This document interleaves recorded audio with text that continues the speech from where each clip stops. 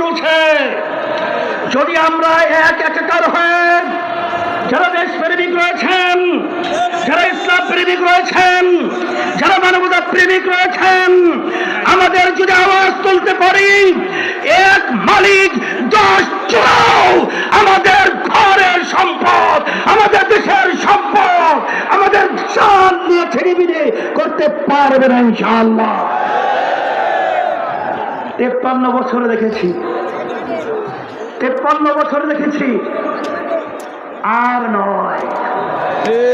বারবার বারবার ঘুমটা বেঁধে টুপি মাথায় রেখে ইসলামের পক্ষে সুন্দর সুন্দর কথা বলে বারবার আমাদেরকে সিঁড়ি হিসেবে ব্যবহার করে ক্ষমতার মাসরাজি ব্যবহার করে ইসলামকে সর্বক্ষেত্রে জবাইয়ের প্রবণতা আমরা বাংলাদেশে আপনাদের থেকে দেখেছি।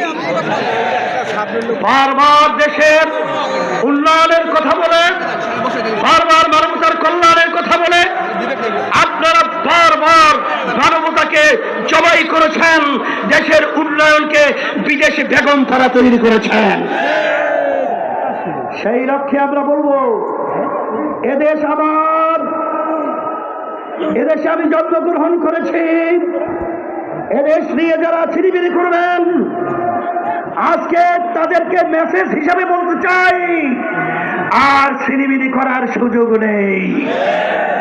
আজকে জনগণ রাস্তায় নেমে এসেছে, আজকে বুলন্দ আওয়াজ তুলেছে, আজকে স্লোগানে মুখরিত হয়েছে।